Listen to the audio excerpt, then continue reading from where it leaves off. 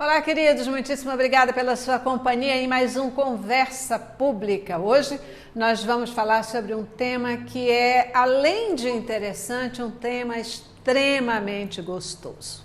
Em 2022, pelo terceiro ano consecutivo, marcado por problemas globais, as sociedades bíblicas de todo o mundo completaram traduções das Escrituras em 81 línguas, utilizadas por 723 milhões de pessoas.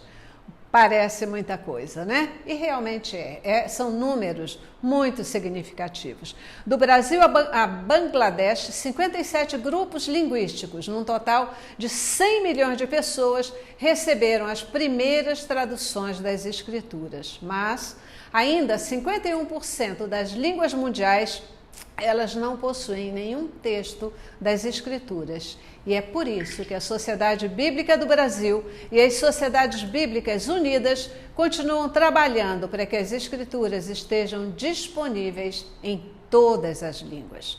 E para falar conosco sobre esse assunto hoje, sobre o projeto de 31 mil vozes, eu tenho o prazer de receber o pastor Dr. Ernie Seibert, ele que é o diretor executivo da Sociedade Bíblica do Brasil. Pastor, muitíssimo obrigada pela sua presença, pelo seu tempo, por tudo que já vamos conversar aqui no programa hoje.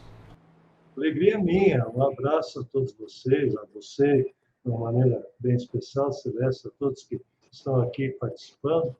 E vamos lá, vamos conversar sobre esse tema tão bonito que é a tradução da Bíblia e esse projeto de gravação da Bíblia. Super importante, né, pastor? Porque a gente sabe, e já é uma coisa comprovada, que a Bíblia é, na verdade, o livro mais vendido e talvez o mais lido em todo o mundo, em toda a história. Mas a gente ter atenção para que muitas pessoas nunca leram um texto da Bíblia, isso é um diferencial significativo. É isso que motiva vocês a estarem continuamente buscando traduções, novas línguas para que a Bíblia seja traduzida e alcance todos os povos? Hoje em dia se fala muito num conceito que é preciso entender um pouquinho. É o conceito de ciclo de vida da Bíblia. Isso não tem nada a ver com o conceito de marketing, de ciclo de vida de um produto que ele vem e aí ele morre. O ciclo de vida da Bíblia, a gente sempre diz que ele começa com a tradução da Bíblia. Tradução significa que a Bíblia é um livro antigo, que foi escrito em hebraico, aramaico e grego, e ele precisa chegar às pessoas na língua que elas falam. Então, começa com a tradução. Quando termina a tradução, a gente tem que entregar essa tradução para as pessoas. Aí vem a disponibilidade do texto bíblico. Isso é um segundo capítulo desse ciclo de vida. Você, para entregar para alguém, tem que ter traduzido, senão a pessoa não entende. Mas uma vez que entrega, a pessoa tem que ler, ela tem que interatuar com a Bíblia. Porque também não adianta deixar a Bíblia guardada no armário ou na estante da sala, não vai resolver nada. Tem que ler e interatuar com a Bíblia. Então, esse é um outro momento do ciclo de vida. E aí vem um momento da vida que a Bíblia dialoga com a pessoa. Então, a pessoa diz, puxa, que coisa, e começa a mexer. E a gente, do ponto de vista cristão, diz que aí o Espírito Santo começa a trabalhar no coração da pessoa, e a pessoa crê ou não crê ou duvida, mas ela começa a lutar com aquele texto, começa a trabalhar. E aí vem a fé, confiar naquilo e viver aquilo. Então, aí se completa o ciclo de vida. Então, o primeiro passo tem que ser dado, é a tradução. Isso que a gente está celebrando. O movimento de tradução da Bíblia, ele continua crescendo. A Bíblia precisa chegar na língua de todas as pessoas para que as pessoas possam continuar nesse ciclo que é de conhecer, interatuar, confiar e ter uma perspectiva eterna de vida. Uhum. Pastor, quando a gente está falando aqui na tradução da Bíblia, porque a gente tem a Bíblia em diferentes linguagens, né? Bíblia de estudo, Bíblia da mulher, Bíblia do homem, Bíblia da criança, diversas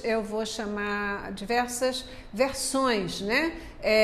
Propostas da Bíblia para atender diferentes públicos numa linguagem que seja mais acessível a esse público. Esse trabalho de tradução, ele vai por que vertente? Qual é, digamos assim, a versão que se busca traduzir? Deixa eu explicar um pouquinho essa questão de tradução, que primeiro, quando a gente fala em tradução em geral, a pessoa pensa, bom, isso aqui é aquilo na outra língua.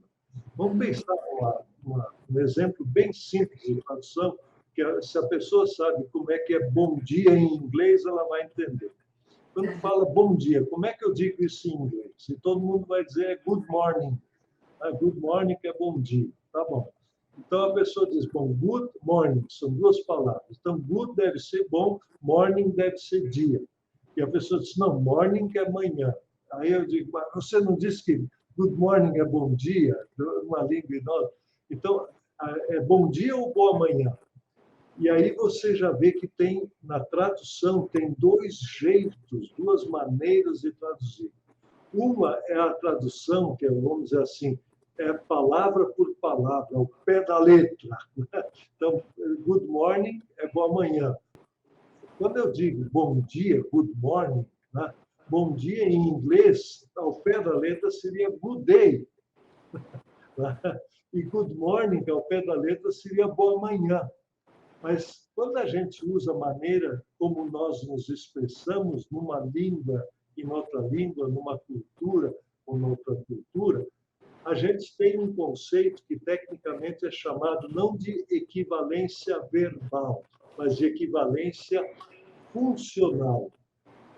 E isso está presente no mundo da tradução bíblica.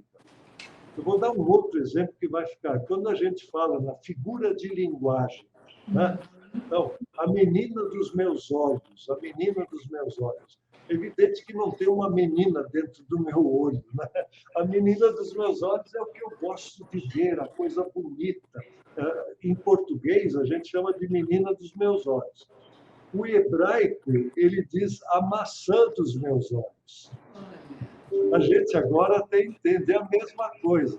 Só que eu não posso dizer a maçã dos meus olhos em português que ninguém vai entender. Eu tenho que traduzir a figura de linguagem numa figura de linguagem equivalente. Então, esse é o mundo da tradução, seja bíblica ou não bíblica. Agora, quando a gente entra dentro do mundo da tradução bíblica, isso fica até mais relevante, porque a pessoa tem que entender exatamente o que aquele texto queria dizer ao seu primeiro leitor. Então, aí vem os níveis de tradução. Se eu falo para criança, eu vou usar uma linguagem mais simples. Se eu falo com eruditos, eu vou usar uma linguagem mais erudita. E aí nós temos as diversas traduções da Bíblia que as pessoas conhecem. Na verdade, uma ajuda a outra, a tradução. Não é assim que uma elimina a outra. Não há um só jeito de traduzir. Depende para quem é. E isso que você mencionou, foi muito bom que você mencionou também a questão se a Bíblia é da mulher, aí são notas sobre o texto. Não é que o texto é sempre o mesmo. As notas, como isso é interpretado para uma mulher, como isso é interpretado para um jovem, como isso é interpretado para um homem. Vejam a história do Natal. A história do Natal. Todos conhecemos a belíssima história do nascimento de Jesus, a Anunciação, Maria e José. Mas tem elementos que eu acho que a mulher tem uma compreensão muito diferente do que o homem. Né? O José, que era o homem da história, ele, quando soube que a noiva dele estava grávida, ele queria deixar ela sozinha, proteger o bom nome dela, ele ia passar por sem vergonha, mas ele não estava querendo assumir aquele bebê. Né? Ele disse, não dá certo, até que Deus revelou para ele. Ora, a Maria, ela não teve muita opção, ela aceitou o chamado de Deus. Como é que ela vai explicar isso agora para o noivo dela? Então, todos isso são maneiras que cada pessoa, na situação que ela se encontra, ela entende melhor ou pior. Eu lembro um versículo bíblico que eu, quando jovem, eu lia, que foi dito para o soldado, contente-se com seu soldo. né? Você fica contente com o teu salário. Digo, mas por que falar isso para um soldado? Podia falar também para o padeiro, falar para o comerciante. É que o soldado, naquele tempo, como muitos hoje, por exemplo, o guarda rodoviário, muita gente acha que o guarda rodoviário, na função dele, ele recebe um dinheiro por fora e ele não multa o sujeito. Não é que os guardas rodoviários são assim, mas tem um mito que afirma, e talvez muitos deram razão para esse mito. Então, ele era subornado. Então, o que Jesus disse? Não aceita suborno, se contenta com o teu salário. Olha que conceito bonito, né? Mas a gente, isso é tradução. A gente está conversando aqui com o pastor Ernie Seibert, ele é diretor executivo da Sociedade Bíblica do Brasil e está nos contando sobre esse desafio enorme de garantir que a palavra de Deus seja traduzida de forma a alcançar todos os povos e todas as línguas. Pastor, conta para mim o que é o projeto Mais 31 Mil Vozes. Esse é um projeto que a gente desenvolveu a partir da Rádio Bíblia SBB, que é uma rádio web. Rádio trata com a voz. Sabe que a Bíblia, grande parte da Bíblia, antes de alguém ler o texto, ele ouviu o texto. Lá no tempo de Jesus, muitos analfabetos recebiam a carta e a carta de Paulo era lida diante da igreja. Então, essas leituras, essas vozes, imagina cada um de nós ler um versículo da Bíblia. Então, a gente pensou, e alguém nos deu a sugestão, e foi montado esse projeto. Gravar uma Bíblia, é um recorde mundial que a gente quer alcançar, onde cada versículo, dos 31 mil e poucos versículos da Bíblia, cada versículo é lido por uma voz diferente. Olha que coisa bonita, em português, com os sotaques, vozes de crianças, vozes de avô, de avó, vozes de masculinas, vozes femininas, um sotaque nordestino, um sotaque amazonense, um sotaque gaúcho, esse colorido com vozes gravando. E ele já está andando, esse projeto, pelo Brasil afora. Nós tivemos um pouquinho lá no Nordeste, estamos agora no Rio de Janeiro, queremos ir para outras regiões, e já está ficando lindo de ouvir vozes diferentes gravando, vozes do povo gravando a Bíblia. Essas gravações, né, elas vão, cada uma com a sua linguagem, com o seu sotaque próprio, certamente alcançar de forma mais afetiva, né, de forma mais própria, o coração de cada uma das pessoas. Quantos idiomas ainda precisam ser traduzidos, pastor?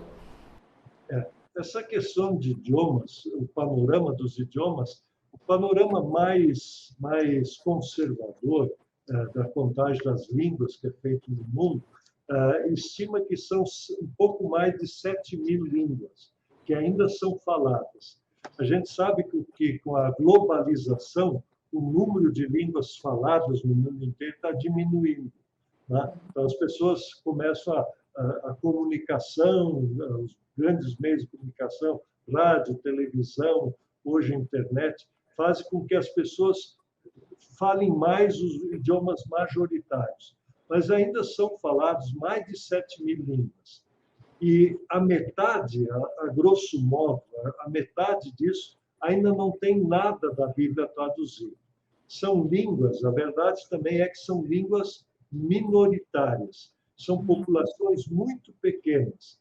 Então, o número de pessoas que não tem nada da Bíblia traduzido se estima mais ou menos em 800 milhões de pessoas. Junta tudo, dá um número grande. Mas se você divide 800 milhões dividido por 3.500, são línguas, de fato, faladas entre algumas línguas, 200, 500 pessoas, outras 2.000, outras 10.000, mas quase todas com menos de 20 mil falantes. É isso que ainda falta traduzir. Uhum. E como é que vocês conseguem essa abrangência, né? Conseguem alcançar essa abrangência das diferentes línguas, de pessoas, para poder fazer essas traduções nas diferentes línguas que ainda são necessárias? Antigamente, a tradução era feita, um missionário, um pastor, alguém, ele estudava a língua do povo, e aí ele aprendia a língua, e registrava a língua, e aí ele fazia a tradução. João Ferreira de Almeida, por exemplo, era um português que estudou lá as línguas originais, e ele fez a tradução. Esse era um jeito de fazer a tradução que era muito comum nos séculos passados. Hoje se mudou um pouco essa técnica. A gente tem os falantes da língua. Por exemplo, se eu vou fazer uma língua indígena brasileira, vamos lá, o Bororó, né, que é uma das línguas faladas aqui no Brasil. Então, eu pego falantes do Bororó, coloco entre eles um consultor. Esses falantes do Bororó têm uma língua comum que eles falam com um consultor que entende de Bíblia, do grego e hebraico. Então, a língua, no nosso caso aqui no Brasil, é o português. E aí o consultor pergunta, como é que você diz isso nessa sua língua? E aí o falante da língua traduz, ele diz, é assim, aquilo é registrado.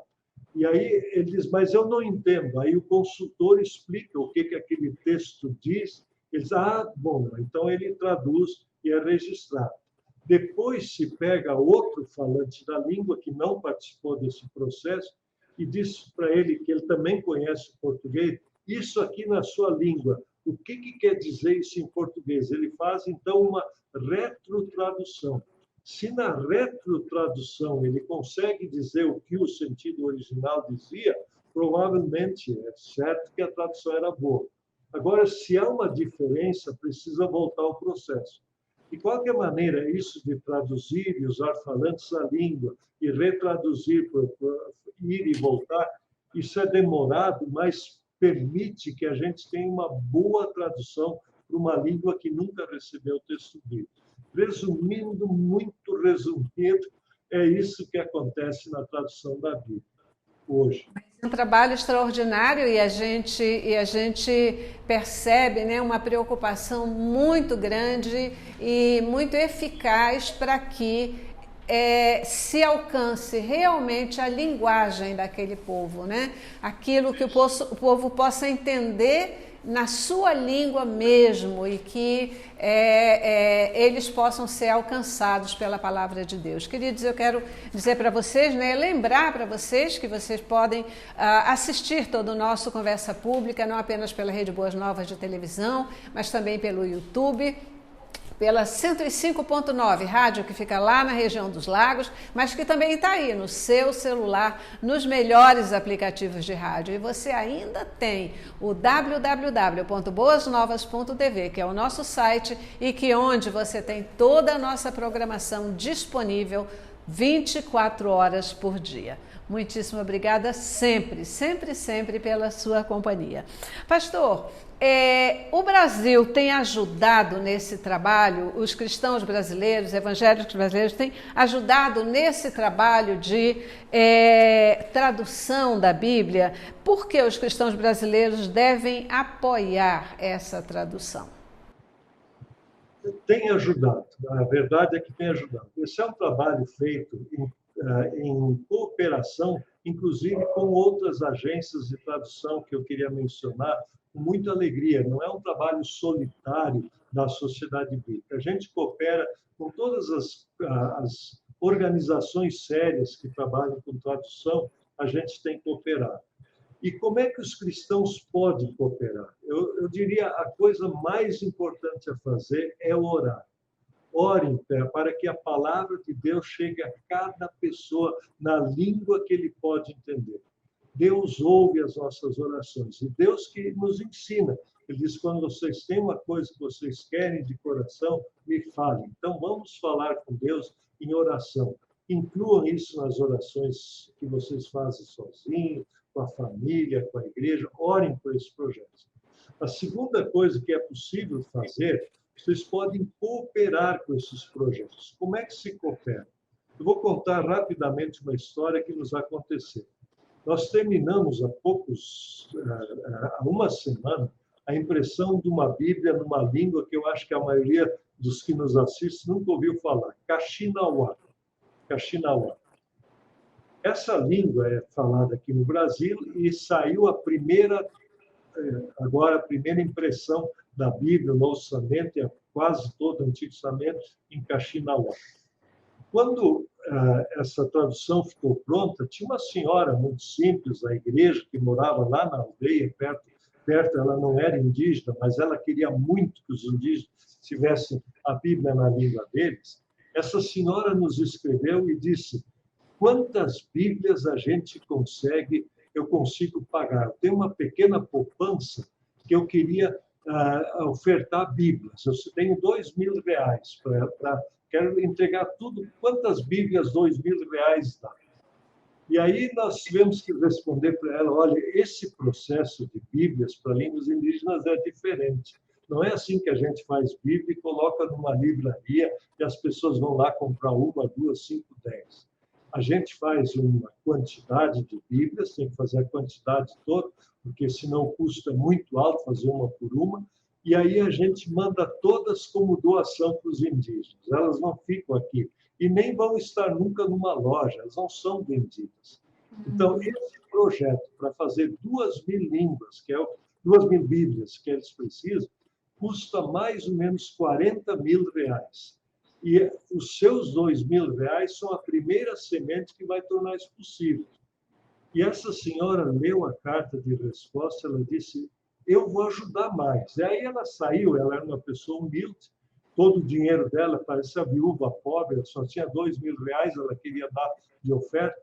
Ela foi falar com o padeiro, com o açougueiro, com o dono do mercadinho, com o vendedor de materiais de construção, com as vizinhas, e juntou dinheiro. Ela juntou R$30.000. E ela enviou aqui para a Sociedade Bíblica essa oferta. Faltavam ainda 10.000, nós falamos com uma agência missionária, essa agência missionária contribuiu e nós, com alegria, podemos ofertar agora essa Bíblia para o povo que fala Kaxinawa. Eu, pessoalmente, não conheço. Eu fiquei tão feliz. E esse exemplo dessa senhora inspira todos nós. Se você pode dar uma oferta, entre no site da SBB ou veja uma agência de tradução, oferte, porque são necessárias as ofertas. Os missionários que vivem lá na frente, os consultores, todos eles precisam sustentar a sua família. Eles vivem de ofertas, e ofertas que nós procuramos distribuir para esse povo. E eles ajudam o povo indígena. É impressionante quando uma língua recebe a Bíblia, como muda a maneira deles verem a vida, passam a ter esperança, passam a ter alegria, porque eles conhecem a Deus, a Jesus Cristo, como seu Deus e Salvador. Essas são algumas maneiras muito simples. Qualquer oferta ajuda, ela contribui para essa finalidade. Mas eu volto a dizer, oração é o mais importante. Ore, porque quando a gente ora, a gente põe o nosso coração diante de Deus e diz: Deus, eu quero o que tu queres, eu quero que a tua palavra chegue a todas as pessoas. É isso. É isso, é isso. Pastor Erni Seibert, muitíssimo obrigada pela sua participação com a gente, por nos permitir conhecer o trabalho que vocês estão fazendo e por nos permitir também entender como que a gente pode participar. Eu não posso chegar até lá, né, naquele povo, mas eu posso contribuir para que a palavra de Deus chegue lá. E é assim a gente cumpre o ID de Jesus também, né? É assim também que a gente cumpre o ID de Jesus. Muitíssimo obrigada mais uma vez pela sua presença e participação conosco. Sua mensagem final para o nosso telespectador. Isso. A minha mensagem é, em primeiro lugar, para você: leia a Bíblia, viva a Bíblia, confie naquilo que a Bíblia diz. E ajude para que essa palavra não fique apenas comigo, para que ela chegue a todos. A minha primeira Bíblia eu recebi de presente. Provavelmente você também recebeu de presente. Doe uma Bíblia para alguém. Você vai ver como é bom fazer isso. E é isso que a gente faz aqui todo dia na Sociedade Bíblica. Obrigado por suas orações, obrigado pelo apoio e que Deus abençoe a todos. Amém, amém. Mais uma vez, obrigada ao pastor Erni Seibert e obrigada a você também, querido telespectador, pela sua presença e participação conosco. Participe também desse projeto, porque é um projeto abençoador. A gente abençoa vidas e a gente também é abençoado. Até a próxima.